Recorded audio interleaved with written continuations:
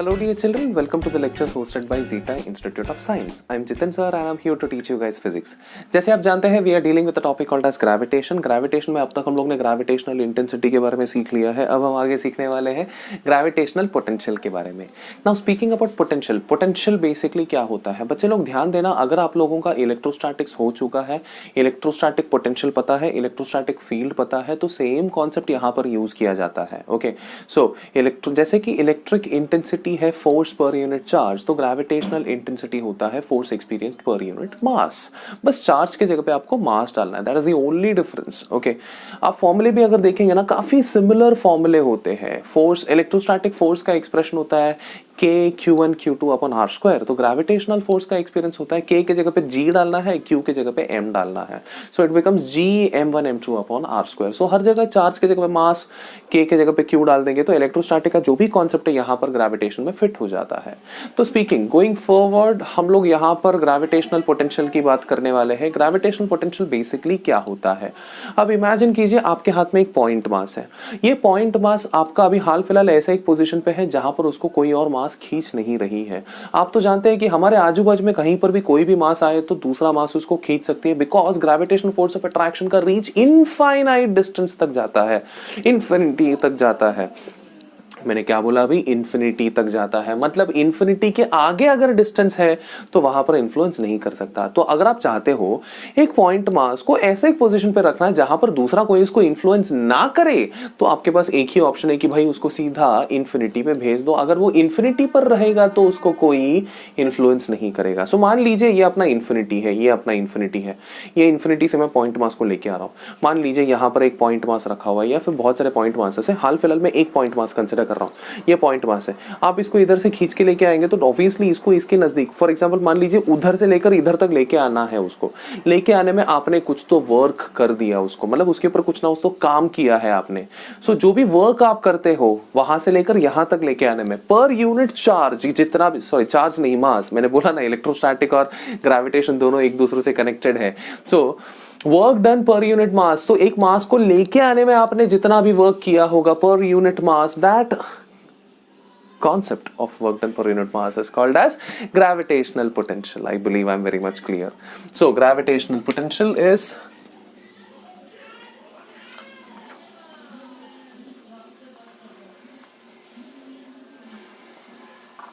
Gravitational potential. Okay, इसको भी हम लोग अक्सर V से ही डिनोट करते हैं. ओके, कोई बुक्स में V के बेस में G डाल देते हैं तो वो देखकर सामने वाला समझ जाता है कि ग्रेविटेशनल पोटेंशियल की बात कर रहे हैं. पर ना इस चैप्टर में हम लोग V से डिनोट करेंगे तो भी समझ जाना it is gravitational potential. Okay, it is the work done per unit mass to bring that mass from infinity to a particular point.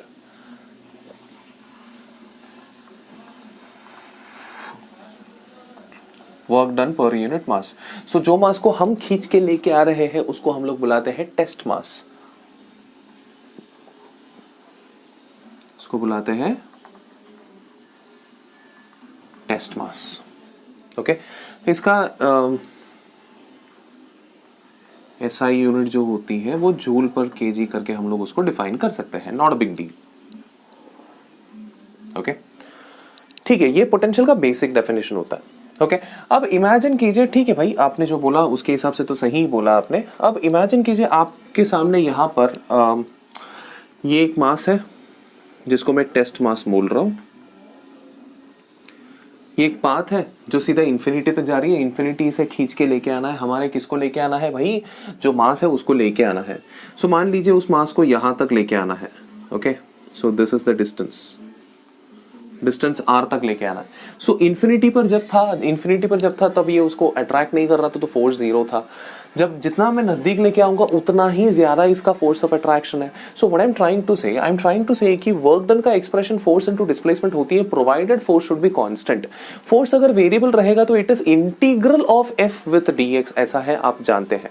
यहां पर अगर देखेंगे तो इंफिनिटी से लेकर मास को यहां तक जब खींचे लेके आएंगे तो फोर्स जो होती है वो कांस्टेंट नहीं होती है बल्कि वेरिएबल होती है, ये भी आप जानते हैं. ओके, अब यहां पर मान लीजिए इस पर्टिकुलर पॉइंट से, मतलब इंफिनिटी से मैं लेके आ रहा हूं, इंफिनिटी से लेके आ तो ऑन द वे चलो ये एक छोटा सा सेगमेंट मैंने कंसिडर किया है, एक छोटा सा सेगमेंट मैंने कंसिडर किया है जिसको मैं dx बुलाऊंगा.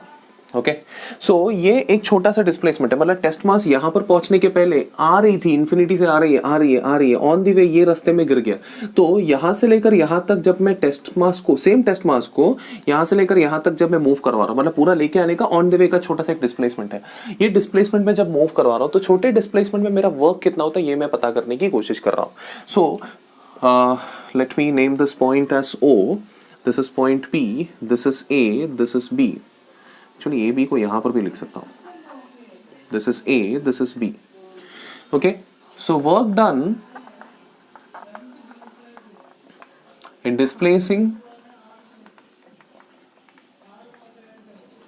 ए बी या फिर from A to B, whatever it is. Okay, so A B displacement करने में जो वर्क लगा होगा that work is dw is equal to force into displacement. ये तो आप जानते हैं, हम उसको पुश करके आगे की तरफ लेके आएंगे. ओके, सो इस बार अभी चलो मैं पुश करके आगे की तरफ लेके आ रहा हूं. अब सवाल ये है कि भाई फोर्स इसने कितना एक्सपीरियंस किया है. यहां पर फोर्स इसने कितना एक्सपीरियंस किया, दिस इज फोर्स जो बेसिकली, चलो मास यहां पर है, मास अगर यहां पर है तो सोर्स मास इधर है, ये टेस्ट मास इधर है, इन दोनों के बीच का डिस्टेंस कुछ ना कुछ तो होगा. Let me call that distance as x. आप पूछोगे सर x a तक का डिस्टेंस है या b तक का डिस्टेंस है, डजंट मैटर, आप a से कंसीडर करो, b से कंसीडर करो, since dx is very small ज्यादा कुछ डिफरेंस होगा ही नहीं. अब यहां पर फोर्स का डायरेक्शन, सी डिस्प्लेसमेंट का डायरेक्शन किस तरफ है, डिस्प्लेसमेंट का डायरेक्शन टुवर्ड्स द सोर्स मास है. एंड सोर्स मास उसको जब खींचती है तो फोर्स भी किस तरफ खींचती है, फोर्स भी उसी तरफ होती है. सिंस दोनों का डायरेक्शन सेम है तो यहां पर सिर्फ f इंटू dx लिखूंगा, ऑपोजिट होता तो मैं माइनस एफ dx करके लिख लेता था. एनीवे ये f का एक्सप्रेशन लिख लेता हूं. So dw will be equal to g ms mt upon x square multiplied by dx. Okay, ठीक है भाई, ये मेरा वर्क डन है. अभी वर्क डन से काम हो गया क्या, नहीं. अभी ये तो वर्क डन क्या, इधर से इधर तक का डिस्प्लेसमेंट है. मुझे क्या पता करना है भाई, इंफिनिटी से जब मैं खींच के लेके आया यहां तक तो टोटल वर्क कितना हो गया ये पता करना है. So total work is nothing but integration of the small elemental work. Small elemental work का एक्सप्रेशन हो जाएगा g ms mt upon x square multiplied by dx. Okay, कहां से कहां तक, इंफिनिटी से लेकर r तक. सो इंटीग्रेशन स्टार्ट कहां से होगा भाई, इंफिनिटी से स्टार्ट होगा और r पे एंड होगा, मतलब इस सोर्स के हिसाब से इंफिनिटी, सोर्स के हिसाब से r के डिस्टेंस है. सो बेसिकली वहां से लेकर यहां तक हम लोग ने इंटीग्रेट किया.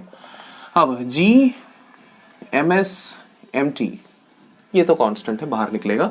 1/x स्क्वायर का इंटीग्रेशन हो जाएगा -1/x. ये तो आप जानते ही हैं, बेसिक इंटीग्रेशन फॉर्मूला है, इंफिनिटी से लेकर r तक. अब एक काम करते हैं, लिमिट को मैं उल्टा कर देता हूं just to eliminate negative sign. तो ये हो जाएगा 1/x, इंफिनिटी ऊपर r नीचे. अब डाल दीजिए MSMT 1/infinite minus 1/r. Okay, 1/infinite is 0, 0 minus 1/r is nothing but minus GMS MT upon R.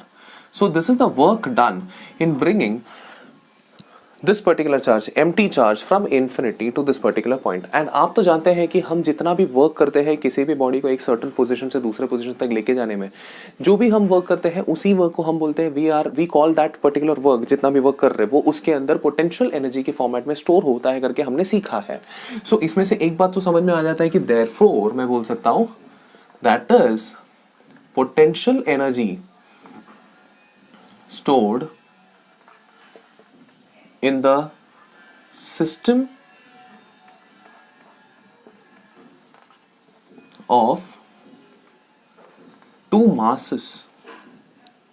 Okay, that will be u is equal to minus g ms mt. मतलब obvious ही बात है यार, m1 m2 upon r, उनके बीच का distance. ये formula अच्छे से दिमाग में रख लेना. पोटेंशियल एनर्जी का मैंने फॉर्मूला आपको बताया, बहुत इंपॉर्टेंट फॉर्मूला, ध्यान में रख लेना. ओके, सो वर्क डन में से मैंने पोटेंशियल एनर्जी निकाल लिया, बट हमने जब स्टार्ट किया तो हम एक्चुअली पोटेंशियल निकालने के बारे में सोच के स्टार्ट किए थे। पोटेंशियल निकालना अगर है तो वर्क डन अपॉन टेस्ट मास करना है, तो सेम एक्सप्रेशन। तो अगर आपको पोटेंशियल निकालना है and potential at point P, that will be Vg. G stands for gravitational potential. That will be equal to minus Gms. No, basically it is work done upon, sorry, it's work done per unit test mass. Work done के जगह पे लिखूंगा G minus Gms mt upon R, and इसमें से mt cancel हो जाएगा, तो बचेगा हमारे पास gravitational potential is equal to minus Gms upon R. ये होगा आपका gravitational potential. So basically gravitational potential के दो फॉर्मूले हैं, एक है work done per unit mass, that is test mass. अगर डेटा आपको टेस्ट मास के बेसिस में दिया है तो आप सिंपली ये फॉर्मूला यूज कर लीजिए, वर्क डन पर यूनिट मास। अगर डेटा आपको सोर्स मास के हिसाब से दिया है तो आप सिंपली ये फॉर्मूला यूज कर दीजिए, minus Gms upon R। I believe I am clear my dear children, please pause the video and make a note of it. So I believe सभी लोगों ने लिख लिया है माय डियर चिल्ड्रन। इस पर्टिकुलर वीडियो में मैंने आप लोगों को दो चीजें सिखाया है, एक तो पोटेंशियल सिखाया और पोटेंशियल भी निकालने के दो फॉर्मूले बताए हैं, एंड उसके अलावा मैंने आप लोगों को पोटेंशियल एनर्जी का भी फॉर्मूला दिया है, जहां पर दो चार्जेस अगर दो मासेस अगर सामने आएंगे तो उनका पोटेंशियल एनर्जी कितना होता है, एक की वजह से दूसरे पे या दूसरे की वजह से पहले पे कैसे ना कैसे भी हो सकता है। ओके, आई बिलीव आप लोग ने लिख भी लिया होगा। चलो मैं बोर्ड इरेज कर देता हूं अभी। अब मान लीजिए आपके सामने अगर n number of point masses रहेंगे, okay, this is first point mass, this is second point mass, third point mass and this is nth point mass। यहाँ पर इस पर्टिकुलर पॉइंट पर पोटेंशियल कितना है अगर ये पूछा जाएगा तो कैसे हम लोग इसको सॉल्व करेंगे। फर्स्ट वाले की वजह से ये डिस्टेंस r1, सेकंड वाले का डिस्टेंस r2, थर्ड वाले का distance r3 and so on, nth वाले का डिस्टेंस rn। इंटेंसिटी में भी हम लोग ने वहां पर ऐसा किया था, बट वहां पर कैसा था, intensity was a vector quantity, जिस वजह से वेक्टर एडिशन करना पड़ता था। बट यहाँ पर luckily since potential is a scalar quantity, total potential at this particular point will be equal to first वाले का पोटेंशियल प्लस सेकंड वाले का पोटेंशियल, सो ऑन, ऐड करेंगे nth वाले का पोटेंशियल। इधर सिंपल एडिशन करना है, आपको कुछ भी एक्स्ट्रा नहीं करना है। मतलब यहाँ पर सभी के पास माइनस रहेगा ना। सी दिस इज, इस पॉइंट के हिसाब से ये कौन है, सोर्स है, इसके वजह से कितना पोटेंशियल, इसके भी वजह से कितना पोटेंशियल, इसके भी वजह से कितना पोटेंशियल। सो सारे के सारे point masses are source as compare to this particular point. Okay, तो इसका फॉर्मूला हो जाएगा minus Gm1 upon R1 plus minus Gm2 upon R2, finally minus Gmn upon Rn। ऐसे आप लोग उसको ऐड करके आंसर निकाल सकते हैं। So this is how you can find potential at a particular point due to n number of point masses. I believe I am clear, my dear children. Please make a note on it. चलो आपके understanding के लिए बहुत ही simple सा एक problem ले लेता हूं मैं यहाँ पर। मान लीजिए you have square, okay, just example के तौर पे कंसिडर कर लेता हूँ। चलो एक स्क्वायर है आपके सामने, यहाँ पर तीन जगह पे तीन पॉइंट पास है। This is m1 with 1 kg, this is m2 with 2 kg, okay, and this is m3 with 3 kg, and the side of the square is 1, okay, just 1 meter करके, just you know it's just an example after all. They are asking how much is the potential at this particular point. ये particular point पे कितना potential है ये पता करना है। So total potential at this particular point will be equal to first वाले का potential plus second वाले का potential plus third वाले का potential। first वाले का potential हो जाएगा minus Gm1, okay, upon R1 minus Gm2 upon R2 minus Gm3 upon R3। This is the basic formula, right. So minus G को चलो मैं कॉमन निकाल लेता हूँ अंदर। M1 का वैल्यू कितना है भाई 1 अपॉन R1, इस पॉइंट से इधर तक का डिस्टेंस कितना है भाई 1, माइनस नहीं, माइनस तो बाहर निकल गया ना, तो भी प्लस M2 का मास कितना है भाई 2 अपॉन R2, इधर से इधर तक का डिस्टेंस हो जाएगा, ये डिस्टेंस स्क्वायर का डायगोनल √2 टाइम्स साइड होता है, तो √2 हो जाएगा, तो यहाँ पर √2 आ जाएगा plus m3 is 3 kg upon इधर से इधर तक का डिस्टेंस कितना होता है 1। सो हर एक डिस्टेंस पॉइंट से लेकर मासेस तक का डिस्टेंस मैंने मेजर करके नीचे डाल दिया है।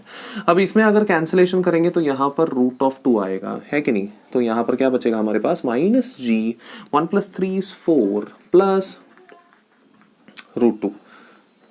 This will be your answer. मतलब ऑप्शन पे या तो सेम आंसर दिया रहेगा, नहीं तो आप लोगों को इसके आगे कैलकुलेट करना पड़ेगा, G का वैल्यू डालना पड़ेगा, √2 का वैल्यू डालना पड़ेगा, ऐड करके आंसर निकालना पड़ेगा। यहाँ पर तो मैं कैलकुलेशन पे ज्यादा फोकस नहीं कर रहा हूँ, मैं सिर्फ और सिर्फ अंडरस्टैंडिंग पे फोकस कर रहा हूँ। My dear children, please make a note of it. I believe ये वीडियो आप लोगों के लिए काफी फ्रूटफुल रहा होगा। मिलते हैं नेक्स्ट वीडियो में। Till then take care, bye bye.